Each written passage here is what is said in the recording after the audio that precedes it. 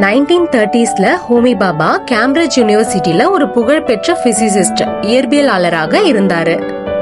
அவருடைய ஆராய்ச்சி cosmic race மற்றும் நியூக்ளியர் பிசிக்ஸ் துறையில உலக அளவுல கவனத்தை ஈர்த்தது. அவரு யூரோப்ல ஒரு வசதியான வாழ்க்கையை அமைச்சுக்கிற வாய்ப்பு இருந்தது. ஆனா வேர்ல்ட் வார் 2னால அவர் இந்தியாவுக்கு திரும்புற நிலை ஏற்பட்டது. இந்த தருணம் தான் அவருடைய வாழ்க்கையில மிகப்பெரிய திருப்பு முனையை ஏற்படுத்துச்சு.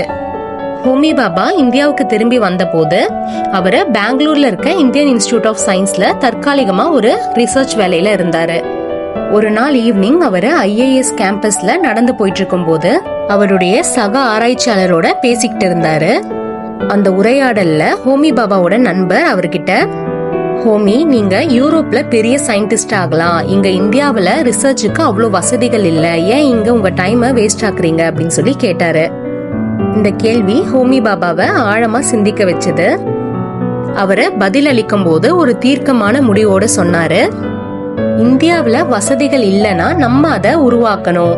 இந்த நாட்டுக்கு அறிவியல் தேவை, நான் அதை இங்கேயே செய்வேன். ஹோமி பாபாவோட இந்த பதில் அவருக்கு ரொம்ப ஆச்சரியமா இருந்தது. இந்த உரையாடல் அவருடைய மனசுல ஒரு ஸ்பார்க் ஏற்படுத்துச்சு. இந்தியாவில அணு ஆராய்ச்சியும் அறிவியல் உள்கட்டமைப்பும் உருவாக்கணுங்கிற அவருடைய கனவு இங்க இருந்து தொடங்குச்சு.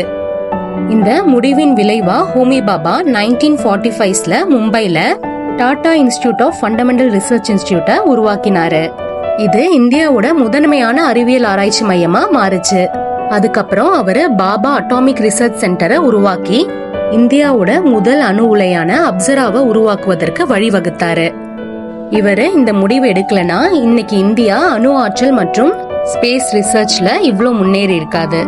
ஒரு சின்ன உரையாடல் இந்தியாவை அறிவியல் உலகத்துல சூப்பர் பவர் ஆக்கிடுச்சு.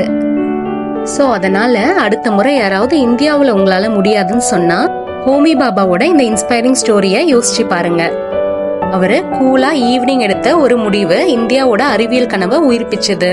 உங்களாலையும் சாதிக்க முடியும். உங்க கனவுக்கும் ஒரு ஸ்பார்க் கொடுங்க.